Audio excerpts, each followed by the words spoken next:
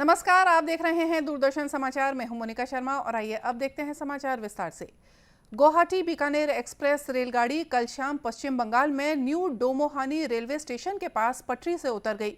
इस हादसे में 9 लोगों की मौत हो गई और 36 लोग घायल हो गए। लोगों को सुरक्षित निकालने का काम पूरा कर लिया गया है।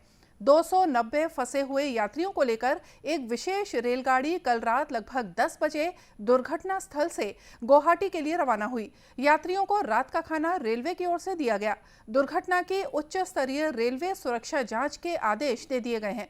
प्रधानमंत्री नरेंद्र मोदी ने श्री वैष्णव से कल शाम बात कर पूरी स्थिति की जानकारी ली। ट्वीट संदेश में श्री मोदी ने कहा कि उनकी संवेदनाएं शोक संतप्त परिवारों के साथ हैं। उन्होंने घायलों के शीघ्र स्वस्थ होने की कामना भी की। रेल मंत्री अश्विनी वैष्णव, रेलवे बोर्ड के अध्यक्ष वी.के. त्रिपाठी और महानिदेशक सुरक्षा आज सुबह दुर्घटना स्थल पर पहुंचे हैं। रेल मंत्री अश्विनी वैष्णव ने कहा कि दुर्घटना के कारणों का पता लगाने की कोशिश की जा रही है। Very unfortunate event. कल हमने कंप्लीट रेस्क्यू ऑपरेशंस कंप्लीट किए और इसकी स्टैट्यूटरी इंक्वायरी भी चालू की है। मैं खुद यहाँ पे साइट पे आया हूँ और जितनी हमारे दिवंगत पैसेंजर हैं उनकी आत्माओं को शांति मिले ऐसी मेरी प्रार्थना है, और जो इंज्योर्ड पैसेंजर्स हैं वो जल्दी से जल्दी रिकवर हो ऐसी मेरी प्रार्थना है। ऑनरेबल प्राइम मिनिस्टर साहब भी कंटिन्यूसली इस पूरे एक्सीडेंट को मॉनिटर कर रहे हैं। मैं लगातार उनके संपर्क में हूँ और लगातार फील्ड के भी संपर्क में हूँ, और मैं खुद यहाँ पे स्पॉट पे आया हूँ जिससे कि इसका रूट कॉज पता चले। रेल मंत्री ने मृतकों के परिजनों के लिए 5-5 लाख रुपए और गंभीर रूप से घायलों के लिए 1-1 लाख रुपए और मामूली रूप से घायलों के लिए 25-25 हजार रुपए की अनुग्रह राशि की घोषणा की है। छत्तीसगढ़ में कोरोना की तीसरी लहर में मौत का आंकड़ा रोज बढ़ रहा है। कल प्रदेश भर में 7 मरीजों की मौत हो गई। तीसरी लहर के दौरान ये पहली बार हुआ है जब एक दिन में इतनी मौतें दर्ज हुई हैं। स्वास्थ्य विभाग के मुताबिक बीते 24 घंटों में 63,221 सैंपल कलेक्ट हुए। इस दौरान 6,015 नए लोगों में कोरोना संक्रमण की पुष्टि हुई। रायपुर में सबसे ज्यादा 2020 लोग कोरोना संक्रमित पाए गए हैं। एक दिन पहले यहां से 1,700 से ज्यादा मरीज मिले थे।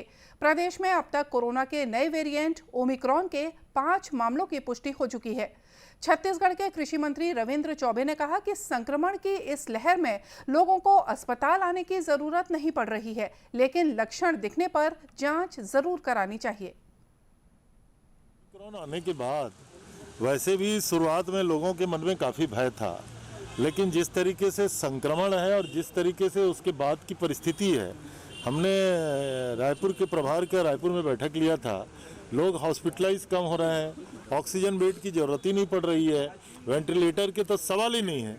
इसलिए मैं ऐसा समझता हूँ कि अपने खुद के जाँच होकर के भी अगर लोग संतुष्ट हो रहे हैं तो मैं इसमें ज़्यादा प्रश्न चिन्ह नहीं लगाना चाहता।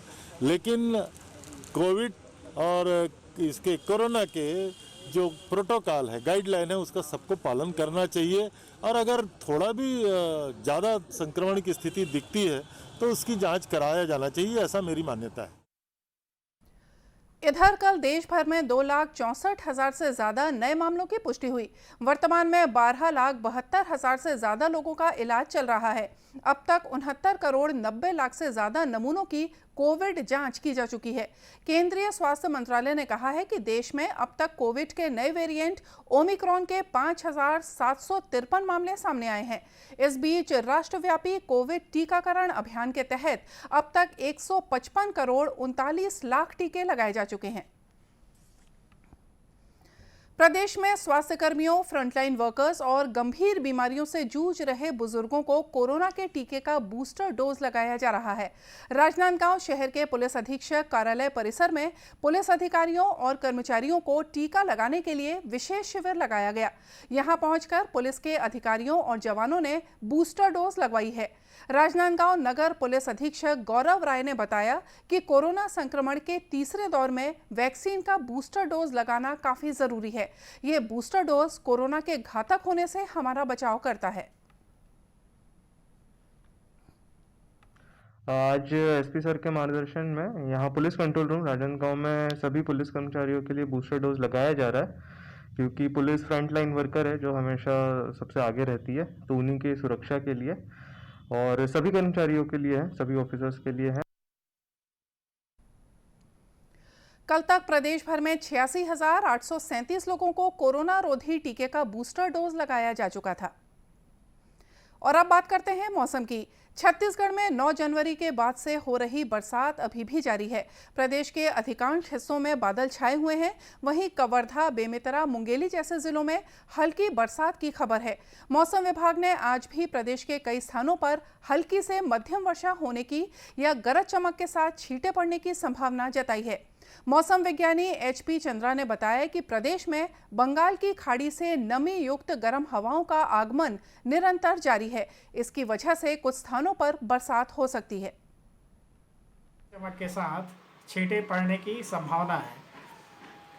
प्रदेश में वर्षा का क्षेत्र मुख्यतः दक्षिण छत्तीसगढ़ रहने की संभावना है। अधिकतम तापमान में कल से वृद्धि संभावित है। साथ ही न्यूनतम तापमान में उत्तर छत्तीसगढ़ से उसके अगले दिन से गिरावट संभावित है। बरसात की वजह से कई जिलों में जनजीवन पर भी असर पड़ा है। मुंगेली में ठंड बढ़ गई है। इसकी वजह से इससे बचने के लिए लोग अलाव का सहारा ले रहे हैं। बात किया जाए तो वहाँ की जो किसानों को है, जो धान खरीदी बंद हो चुका है विगत 4-5 रोज से, तो किसान लोग उसमें परेशान हैं।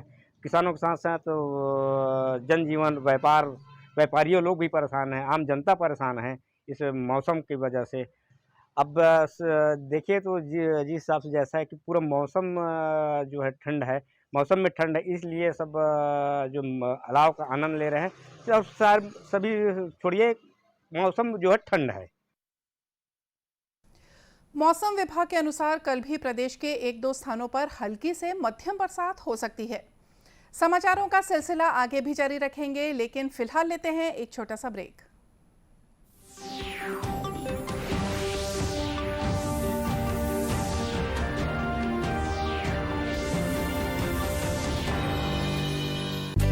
हमारा डेजर्ट आ गया पर हमारी चैंपियन नहीं आई अब तक। बिल भरने के पहले तो आएगी ना।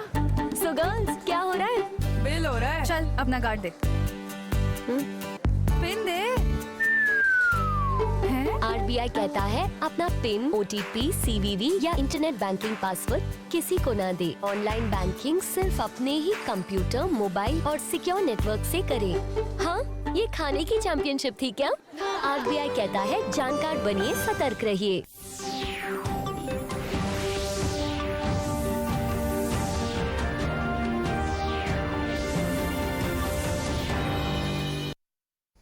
ब्रेक के बाद एक बार फिर से स्वागत है आप सभी का दूरदर्शन समाचार में। बेमौसम वर्षा की वजह से दुर्ग जिले के अधिकांश खरीदी केंद्रों में पानी जमा हो गया है। ऐसे में धान की खरीदी का काम रुक गया है। दुर्ग जिला कलेक्टर SN भूरे ने जिले के सेलूद स्थित धान खरीदी केंद्र का दौरा कर स्थिति का जायजा लिया और खरीदी केंद्र में रखे धान के सुरक्षित संग्रहण के लिए समिति प्रबंधक को निर्देश दिए। कलेक्टर SN भूरे ने बताया कि जिले में करीब 30 लाख मीट्रिक टन धान की खरीदी हो चुकी है और मौसम साफ होने पर वापस से धान की खरीदी चालू की जाएगी। साथ ही धान के परिवहन में भी तेजी लाई जाएगी। और 13 लाख क्विंटल परिवहन और मिलर्स द्वारा मिला के उठाया गया है। तो अभी भी सोसाइटियों में लगभग 17 लाख क्विंटल धान है, क्योंकि पिछले कुछ दिनों से बारिश का मौसम है और जिसकी वजह से खरीदी की प्रक्रिया भी प्रभावित हो रही है और उठाव की प्रक्रिया भी प्रभावित हो रही है। इसमें कोशिश यही है कि ज़्यादा से ज़्यादा संख्या में मिलर्स के गाड़ियां लगाकर उठाना है, परंतु थोड़ा मौसम जैसे खुल जाता है तो हम लोग इस कार्य में गति देंगे। कलेक्टर ने बताया कि जिन खरीदी केंद्रों में धान भीगने की शिकायत मिली है, वहां के समिति प्रबंधन को नोटिस जारी किया गया है। छत्तीसगढ़ के कुछ जिलों में हो रहे त्रिस्तरीय पंचायत चुनाव का प्रचार अभियान अपने अंतिम चरण में पहुंच रहा है। इसके लिए इसी महीने की 20 तारीख को मतदान होना है। त्रिस्तरीय पंचायत आम और उपचुनाव के तहत 330 पंच पदों के लिए 733 और 152 सरपंच पदों के लिए 455 प्रत्याशी मैदान में हैं। इसी तरह जनपद पंचायत सदस्य के 27 पदों के लिए 88 और जिला पंचायत सदस्य के 3 पदों के लिए 12 प्रत्याशी अपने दावेदारी पेश कर रहे हैं। मतदान के लिए 1066 मतदान केंद्र बनाए गए हैं। छत्तीसगढ़ राज्य निर्वाचन आयोग द्वारा मतदान केंद्रों में कोविड-19 गाइडलाइंस के पालन के निर्देश जारी किए गए हैं। सभी मतदान केंद्रों में मतदान दल के साथ साथ सुरक्षा कर्मियों और एक स्वास्थ्य कर्मी की भी ड्यूटी लगाई गई है। मतदान दल के प्रत्येक सदस्य को सुरक्षा के सभी उपाय जैसे mask, sanitiser, social distancing, gloves इत्यादि अपनाना अनिवार्य होगा। राज्य निर्वाचन आयुक्त ठाकुर राम सिंह ने सभी मतदाताओं से अपील की है कि लोकतंत्र को मजबूत बनाने के लिए वोट जरूर डालें, लेकिन कोविड-19 से सुरक्षा के उपाय भी अपनाएं। प्रदेश में आज मकर संक्रांति और पोंगल का पर्व मनाया जा रहा है। प्रधानमंत्री नरेंद्र मोदी ने मकर संक्रांति, माघ बिहू, भोगी और पोंगल पर लोगों को बधाई दी है। श्री मोदी ने कहा कि प्रकृति पूजा से जुड़े ये त्योहार लोगों के जीवन में खुशियां लाएंगे।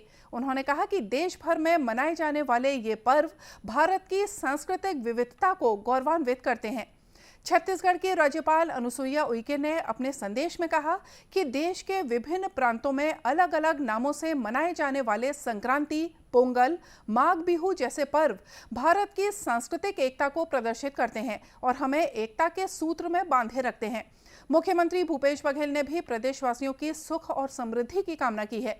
मुख्यमंत्री ने कहा है कि भारत में सूर्य के दक्षिणायन से उत्तरायण होकर मकर रेखा की ओर जाने का स्वागत उमंग और उत्साह के साथ किया जाता है। देश के विभिन्न क्षेत्रों में इसे मकर संक्रांति और पोंगल पर्व के नाम से मनाते हैं। मकर संक्रांति का ये त्योहार ऋतु परिवर्तन का संदेश लेकर आता है।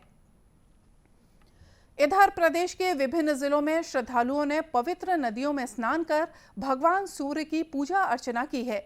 दुर्ग की शिवनाथ नदी में स्नान करके श्रद्धालुओं ने सूर्य उपासना करने के बाद काला तिल, चावल, वस्त्र, अन्न और अन्य वस्तुओं का दान किया। आचार्य पंडित संदीप तिवारी ने बताया कि संक्रांति के दिन स्नान और दान के साथ खिचड़ी खाने का विशेष महत्व है। दान देने से हमारे ऊपर पड़ने वाले सभी जो रोग हैं, द्वेष हैं, वो सब दूर होते हैं और अनेक प्रकार के मनोरथ पूर्ण होते हैं। इसलिए मकर संक्रांति का पर्व बहुत हर्षोल्लास के साथ हमारे सनातन धर्म में मनाया जाता है। भिलाई में मकर संक्रांति पर्व पर अय्यप्पा सेवा संघम भिलाई द्वारा 41 दिनों से व्रत कर रहे श्रद्धालुओं ने अपने सिर पर पोटली झरी मूड़ी रखकर मंदिर शोभा यात्रा निकाली और मंदिर की 18 पवित्र सीढ़ियों से चढ़कर भगवान अय्यप्पा के दर्शन किए। अय्यप्पा सेवा संघम के महासचिव सुरेश कुमार ने बताया कि कोरोना संकट की वजह से इस बार ये उत्सव बेहद सावधानी के साथ मनाया जा रहा है। धारण किए हुए 50 भक्तगण भगवान के 18 पवित्र सीढ़ी आज चढ़े। हर प्रतिवर्ष हम सेक्टर 5 गणेश मंदिर से ये शोभा यात्रा बड़ी धूमधाम से निकालते हैं। संक्रांति पर बाजारों में तिल, गुड़ की पापड़ी, लड्डू, रेवड़ी और गजक की जमकर खरीदारी की गई। कांकेर जिले के कोसरोंडा कैंप के पास आज दोपहर बाद नक्सलियों ने पुलिस की टीम पर हमला किया है। एसएसबी के कुछ जवान अपने साथियों को टिफिन देकर लौट रहे थे, तभी घात लगाकर बैठे नक्सलियों ने आईईडी धमाका किया। धमाके और फायरिंग से कांस्टेबल सुरेंद्र को गंभीर चोटें आई हैं। जवाबी फायरिंग में नक्सली जंगल में भाग गए। गंभीर रूप से जवान घायल को प्राथमिक चिकित्सा के बाद बेहतर उपचार के लिए हेलीकॉप्टर से रायपुर लाया गया है। इधर पुलिस ने पूरे इलाके में जांच अभियान शुरू कर दिया है। और इसी के साथ ये समाचार बुलेटिन यहीं समाप्त हुआ। नमस्कार।